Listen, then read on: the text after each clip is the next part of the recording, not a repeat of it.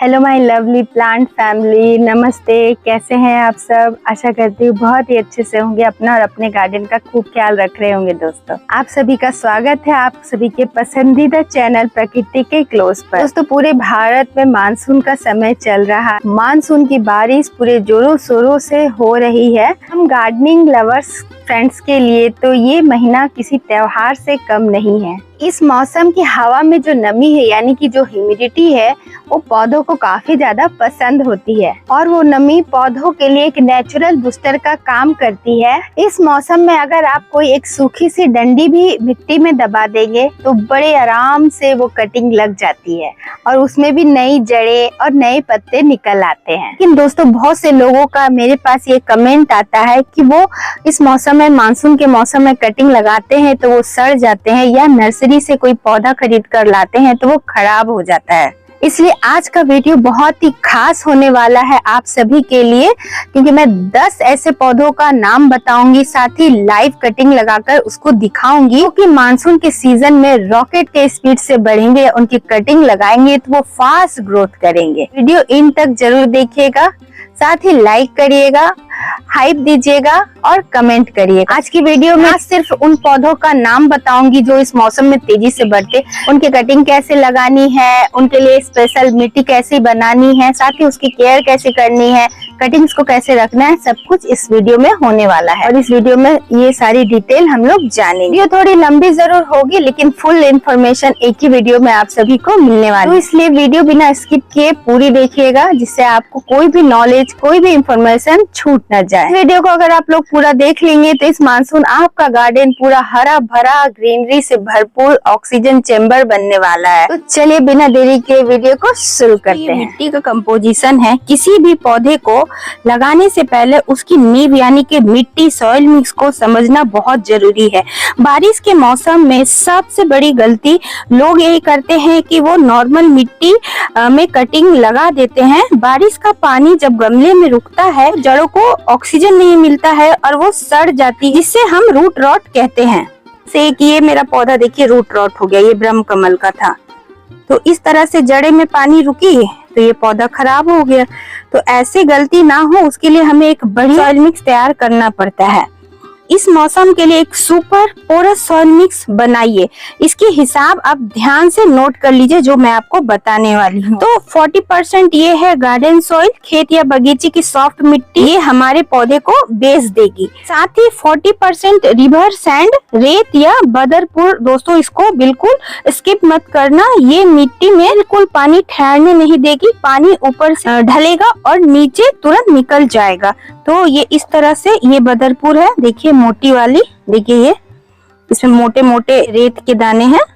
20% vermi compost या पुरानी गोबर की खाद, इसमें नाइट्रोजन होता है जो मौसम में पत्तियों को एकदम हरा भरा बनाता है। एक्स्ट्रा इंग्रेडिएंट्स भी आप डाल सकते हैं। अगर नीम खली है तो 1 मुट्ठी नीम खली दे दीजिए, और कोई भी आधा चम्मच आप फंगीसाइड जरूर ऐड कर लीजिए। ये देखिए इस तरह से, और नीम खली या फंगीसाइड कोई एक चीज आप ऐड कर सकते हैं। तो मैं फंगीसाइड डाल रही हूँ, और आप साफ ले लीजिए या ट्राइकोडर्मा ले लीजिए, ये हमारी मिट्टी को किसी भी तरह का फंगस लगने नहीं देगा। चलिए इस मिक्स को, सॉइल मिक्स को अच्छे से हमारे गमलों को तैयार करते हैं।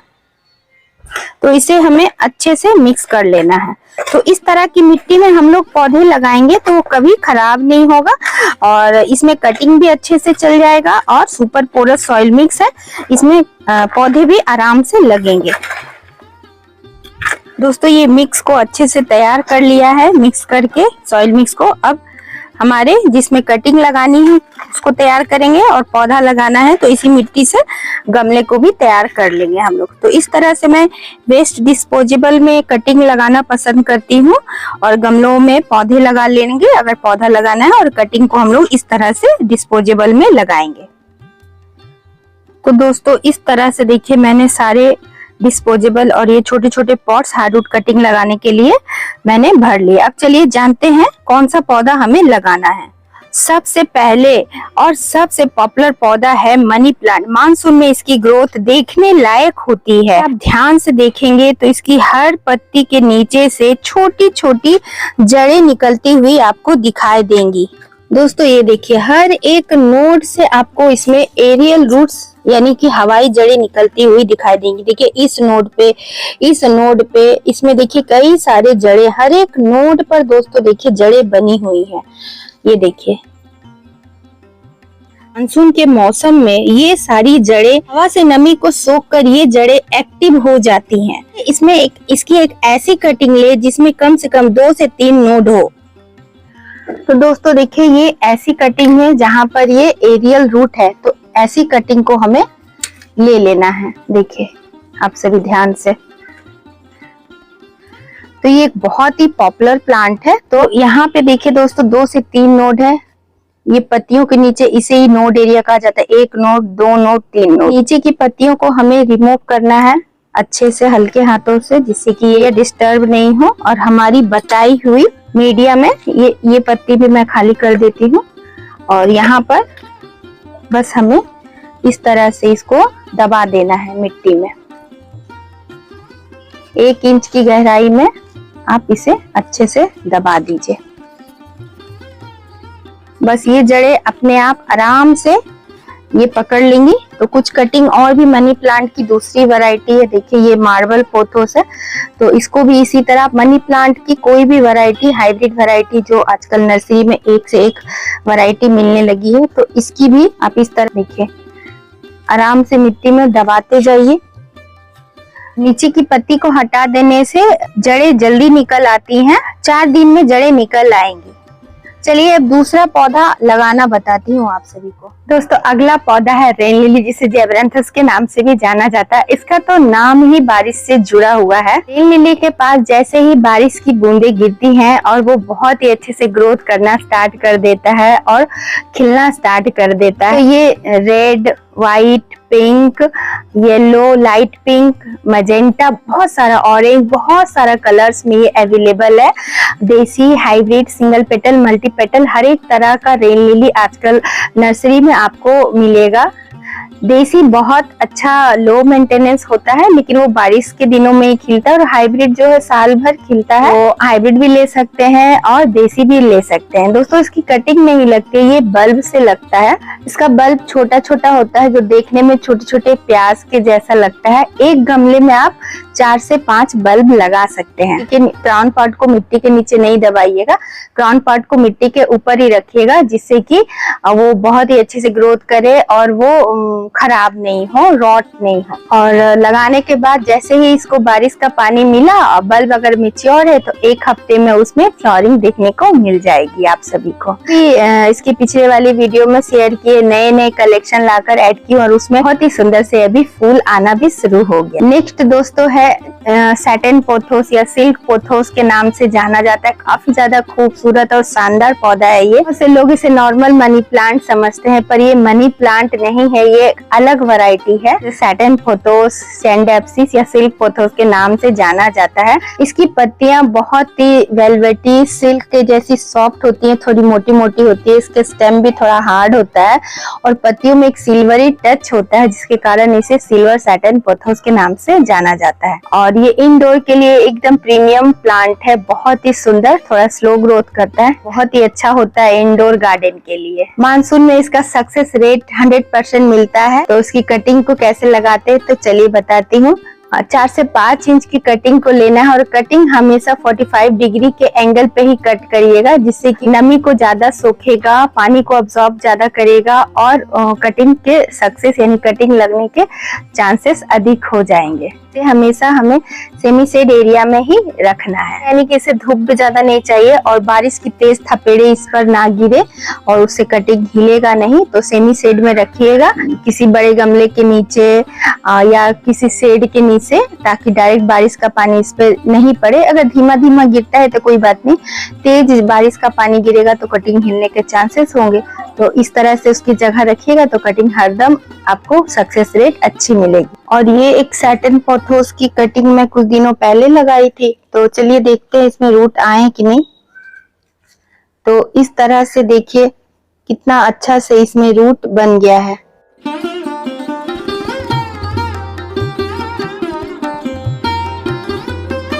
अगला पौधा है दोस्तों सिंगोनियम। सिंगोनियम की कई सारी वैरायटी आती है, देसी, हाइब्रिड, बहुत ही सुंदर सुंदर सिंगोनियम की वैरायटी है।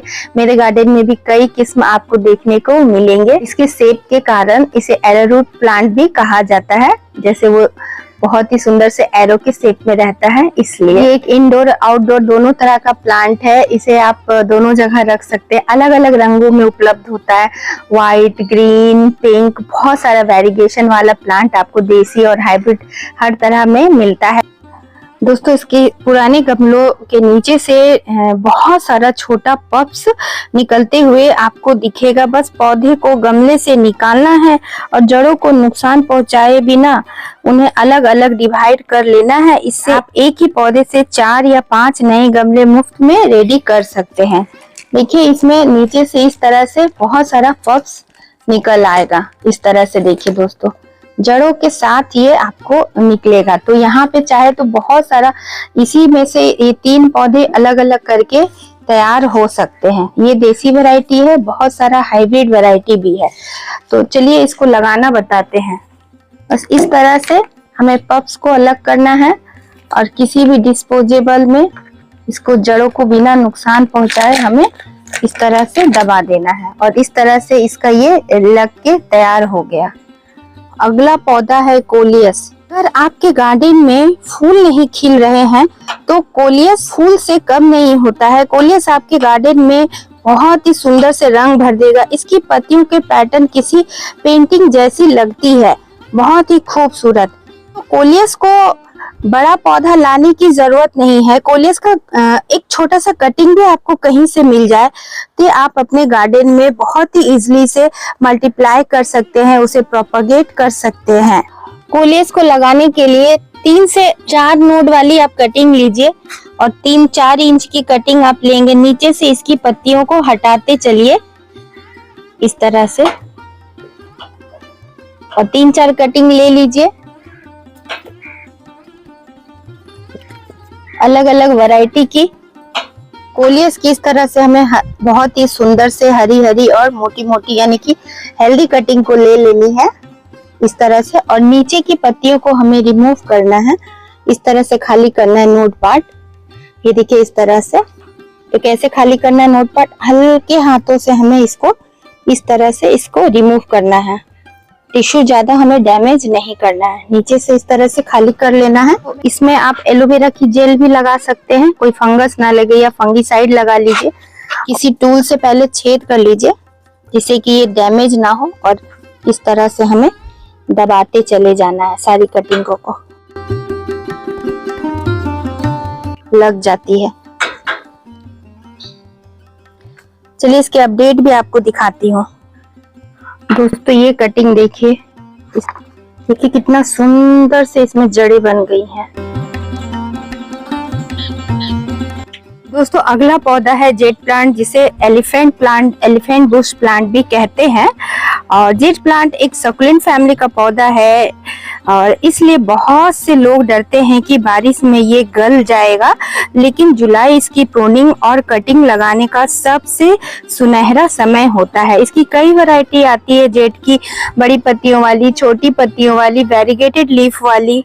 और हम इसकी छोटी सी कटिंग लेंगे 2 से 3 इंच की। इसकी मिट्टी में सैंड की मात्रा 50% तक दे ताकि पानी बिल्कुल भी ना रुके। बहुत ही खूबसूरत और सुख समृद्धि सौभाग्य का पौधा होता है, इसे लोग शुभ मानते हैं वास्तु के अनुसार। तो ये पौधा तो हमारे गार्डन में जरूर होने चाहिए। इसकी वेरीगेटेड वैरायटी है। देखिए दोस्तों, ये वाली इसकी बड़ी वैरायटी है। इसकी ट्रेलिंग वैरायटी भी मेरे पास है। देखिए इसकी पत्तियां थोड़ी बड़ी बड़ी हैं। दोनों की पत्तियों का अंतर आपको समझ में आ रहा होगा। देखिए ये बड़ी पत्ती वाली ऐसे कटिंग से ही मैंने लगाई है। इसका मदर प्लांट तो दिखाई थी, अभी ये कटिंग से लगा हुआ पौधा है। आप ये देखिए, दोनों की पत्तियों का अंतर देखिए, साइज देखिए, और साथ ही ये वेरीगेटेड को भी देखिए, ये भी कटिंग से ही लगाई हूँ। तो 3 वैरायटी दिखा रही हूँ आप सभी को। लेकिन सबसे रफ टफ वैरायटी ये है और ये है। एक और वैरायटी वेरीगेटेड की आती है, लेकिन वो बहुत ही नाजुक होता है, वो उतना चल नहीं पाता है, तो वो भी दिखाती हूँ। देखिए इतना छोटा सा मैं बचा कर रखी हूँ। इसकी स्टेम पिंक होती है, लेकिन ये बहुत नाजुक होता है। दोस्तों, हमें इसकी छोटी सी कटिंग लेनी है। 2 से 3 इंच की कटिंग हमें लेनी है। जो ब्रांचेस बहुत लंबे लंबे लेगी से हो रहे हैं तो ये टाइम इसको प्रोपगेट कर लेने से बहुत अच्छा रहता है। अनरूली से ब्रांचेस भी शेप में आ जाते हैं। और दोस्तों इस तरह से देखिए इसकी 2-2, 3-3 इंच की कटिंग हम लोग लेंगे। याद रखिएगा नीचे का पार्ट नीचे ही रखिएगा, ऊपर का पार्ट ऊपर ही रखिएगा। इस तरह से हमें कटिंग को निकाल लेना है। ये छोटे छोटे कटिंग भी चल जाने वाले हैं।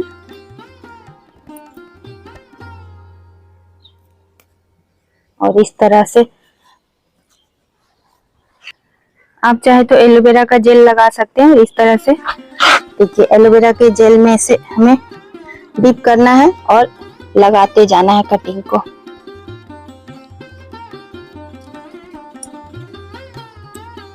छोटी छोटी कटिंग इसकी लग जाएगी।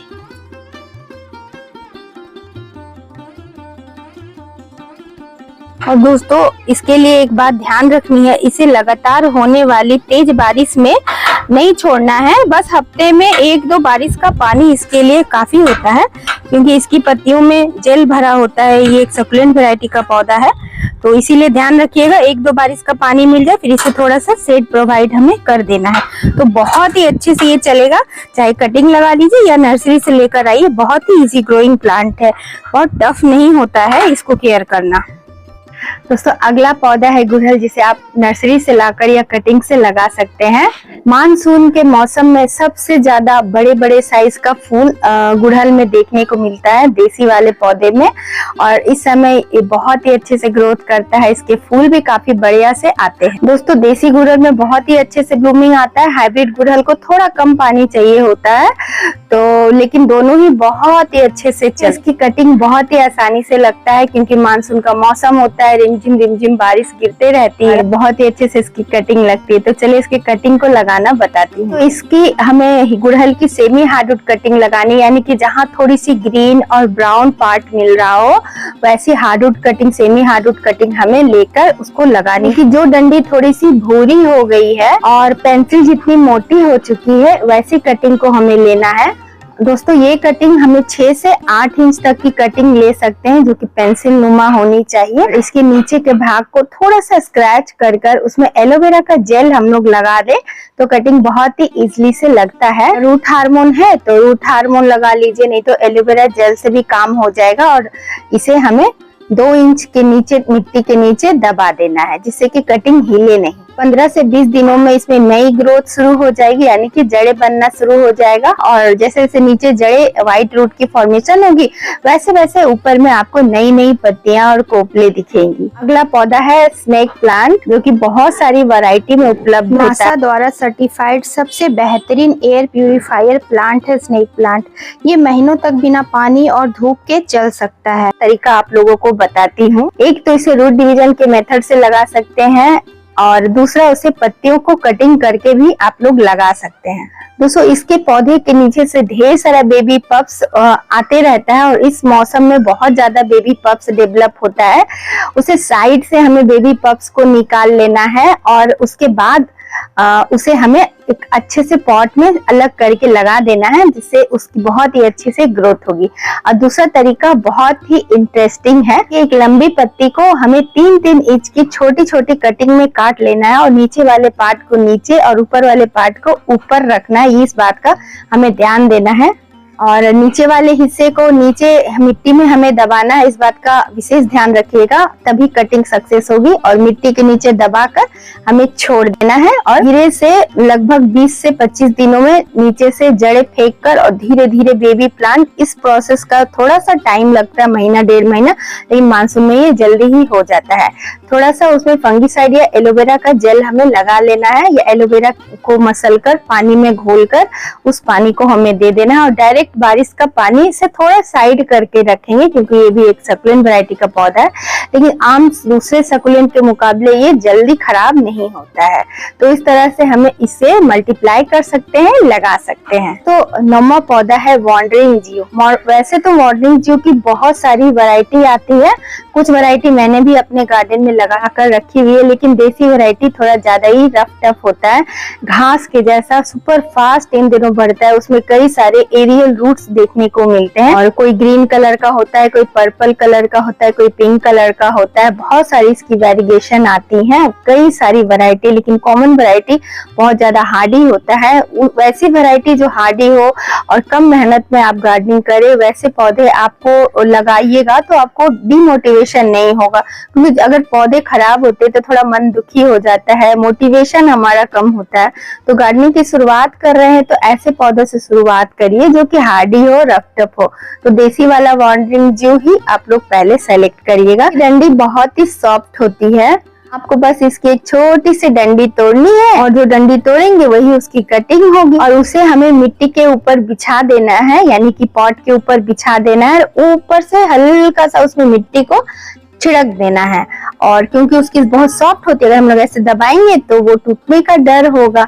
उसमें इन दिनों एरियल रूट भी निकले हुए होते हैं। और ऊपर से मिट्टी जब हम लोग दे देंगे तो जुलाई के महीने में जो मानसून का मौसम है, बहुत ज्यादा ह्यूमिडिटी होता है और इस ह्यूमिडिटी के कारण मिट्टी में जड़ें 3 दिनों में निकल आती है। दिनों में मिट्टी में अपनी जड़ें जमा लेता है और अच्छे से जकड़ लेता है, पूरा गमला भर जाता है और देखने में बहुत ही खूबसूरत लगता है। दोस्तों 10वां और लास्ट पौधा है मधुमालती यानी कि रंगून क्रीपर। तो मैं आज आप लोगों को मल्टीपेटल रंगून क्रीपर की कटिंग लगाना बताऊंगी। ये एक बहुत ही खूबसूरत पौधा होता है और बहुत दिनों से मैं ढूंढ रही थी, फाइनली मेरे गार्डन का भी वो मेंबर बन गया। बस एक ही पौधा है, बहुत ही अच्छे से इन दिनों ग्रोथ कर रहा है, तो मैं चाह रही हूँ कि उसे मैं भी मल्टीप्लाई कर लूँ। बहुत ही अच्छे से मानसून में वो लगे। अगर आप अपने घर के मुख्य द्वार में इसे लगाना चाहते हैं तो ये एक बेहतरीन ऑप्शन होता है। लो मेंटेनेंस पौधा है, बहुत ही तेजी से बढ़ता है और ये खुशबूदार पौधा होता है। तो जिनको खुशबू वाले पौधे पसंद हैं तो मधुमालती एक बेहतर ऑप्शन है। दोस्तों अगर आपके पास इसका बड़ा सा पौधा है तो आप इसकी बड़े से पौधे पर एक मोटी सी ब्राउन कलर की कटिंग को निकालिएगा। मोटी सी कटिंग निकालकर जुलाई के महीने में इसे मिट्टी में सीधा डायरेक्ट लगा दीजिए और बारिश का पानी डायरेक्ट इस पर पड़ने दीजिए। बारिश का पानी इसे बहुत ज्यादा पसंद होता है और इस मौसम में ये बेल बहुत ही तेजी से ग्रोथ करेगा। कटिंग लगा लीजिए, पौध लगा लीजिए और बहुत ही अच्छे से आपके गार्डन को ये हरा भरा और जंगल का लुक देने वाला है। गोल्डन केयर टिप्स कुछ बताती हूँ आप सभी को। दोस्तों बारिश के दिनों में कुछ पौधों का हम लोगों को ध्यान रखना है, कुछ बातों को हमें ध्यान रखना है जिससे कि हमारा पौधा खराब नहीं हो। जैसे कि हम लोग बहुत सारे गर्मी के दिनों में पौधों के नीचे से प्लेट रखते हैं, उन प्लेट को हमें हटा लेना है। और कई सारे पौधे जो कि रूट बॉन्ड हो गए हैं, जैसे ये वाला पौधा देखिए, नीचे से देखिए इसमें जड़ें फेंकना शुरू हो गया है, तो इसके ड्रेनेज होल को भी हमें साफ करना है। इस तरह से देखिए रूट बॉन्ड हो गया तो उसे हमें रिपोर्ट करना है और इसे हम लोग इस तरह से ड्रेनेज होल को साफ कर लेंगे जिससे कि गमले में पानी रुके नहीं। कई बार जड़ें भी फंसकर इसे बंद कर देते हैं, तो इस तरह से हमें किसी डंडी के सहायता से ड्रेनेज होल को साफ कर लेना है जिससे कि ये बहुत फ्री हो जाए और इसमें पानी जमे नहीं। तो इस तरह से हमें कुछ बातों का और भी ध्यान रखना है। तो पौधे तो हम लोग लगा लिए, लेकिन 3 बातों का हमें बहुत ध्यान देना है इस मानसून के सीजन में। अगर हम लोग इन बातों का ध्यान नहीं रखेंगे तो हमारी सारी मेहनत बेकार हो जाएगी। तो पहला नंबर 1 बात जो है, ड्रेनेज होल को हमें चेक करना है। हर गमले के नीचे से छेद खुला होना चाहिए और हर गमले के नीचे अगर प्लेट रखे हैं तो प्लेट को हटा दीजिए, पानी खाली कर दीजिए, वरना उसमें बारिश का पानी भरेगा तो जड़ें सड़ने का डर होगा और पौधे मरने का खतरा बढ़ जाएगा। तो ये काम कर लीजिएगा। दूसरा दोस्तों काम है फर्टिलाइजर का। दोस्तों बारिश के दिनों में फर्टिलाइजर हमें कब और कौन सी देनी है? वैसे तो बहुत सारा बारिश के पानी में नाइट्रोजन होता है, तो बिल्कुल भी हमें केमिकल फर्टिलाइजर नहीं देना चाहिए क्योंकि बारिश का पानी अपने आप में एक न्यूट्रिशियस पानी होता है, उसमें भरपूर मात्रा में नाइट्रोजन पौधों को मिलता है। और अगर आपको खाद देना ही है तो महीने में एक बार 1 मुट्ठी हर गमले में वर्मी कंपोस्ट दे दीजिए, या जिसमें न्यूट्रिशन की नीड आपको लग रही है, जो पौधा बीमार लग रहा है, तो 1 मुट्ठी वर्मी कंपोस्ट महीने में 1 बार देना है। बहुत ज्यादा बारिश के दिनों में हमें खाद नहीं देना है। और तीसरी और सबसे इम्पोर्टेंट टिप्स है कीटनाशक का प्रयोग करना, क्योंकि बारिश के दिनों में बहुत ज्यादा कीड़ों का प्रकोप हमें देखने को मिलता है। जैसे हम लोग को बारिश पसंद है, पेड़ पौधे को बारिश पसंद है, वैसे कीड़ों को भी बहुत ज्यादा बारिश का मौसम पसंद होता है। इस मौसम में कीड़े और फंगस बहुत ही तेजी के साथ पनपते हैं और जैसे जैसे पौधों में नई नई पत्तियों का विकास होता है, ग्रोथ होता है, उनकी सॉफ्ट सी नई नई कोपलों को, इनके रस को चूसने के लिए ये कीड़े बहुत ज्यादा एक्टिव हो जाते हैं, बहुत ज्यादा वो ग्रोथ करते हैं। तो इससे बचने के लिए हमें 15 दिन में नीम ऑयल का स्प्रे जरूर करना चाहिए, क्योंकि prevention is better than cure. एक बार अगर कीड़ा लग गया तो नीम ऑयल नहीं भगा सकता है, फिर आपको केमिकल का ही सहारा लेना पड़ता है। नीम ऑयल तब तक ही काम करता है जब तक कि कीड़ा ना लगा हो, कीड़ा लगने से बचाव करता है हमें। तो नीम ऑयल का प्रयोग 15 दिन में जरूर करिएगा, जिससे कि आपका गार्डन कीड़ा मकोड़ा देखने को नहीं मिलेगा। तो इस तरह से आप लोग केयर करें और आपका गार्डन बहुत ही अच्छा से हेल्दी सा गार्डन तैयार हो जाएगा। तो दोस्तों, वो थे आपके टॉप 10 पौधे जो इस मानसून आप कटिंग से या नर्सरी से लाकर लगा सकते हैं, जो जुलाई के मौसम में आपके गार्डन को बहुत ही हरा भरा और सुंदर बना दे। गार्डनिंग सिर्फ एक हॉबी नहीं है दोस्तों, यह प्रकृति के करीब आने का, सुकून पाने का एक नजरिया है। इस मानसून में कम से कम हमें 5 पौधे जरूर लगाने हैं और उन्हें बढ़ता हुआ देखकर हमें जो भीतर से खुशी मिलेगी उसे शब्दों में बयां करना मुश्किल है और दुनिया के किसी भी कोने में इससे बड़ी कोई खुशी नहीं हो सकती है। अगर आपको मेरा यह सच्चा प्रयास पसंद आया हो या वीडियो अच्छी लगी हो तो एक प्यारा सा लाइक जरूर दीजिएगा दोस्तों और हाइप जरूर दीजिएगा। और हाँ, हमारे छोटे से परिवार प्रकृति के क्लोज को सब्सक्राइब करना बिल्कुल भी मत भूलिएगा दोस्तों। तो फिर मिलूंगी एक नई वीडियो के साथ, एक नई जानकारी के साथ। तो तब तक के लिए हंसते रहिए, मुस्कुराते रहिए और ढेर सारा गार्डनिंग करते रहिए और प्रकृति के क्लोज के साथ बने रहिए। Happy gardening, take care, bye.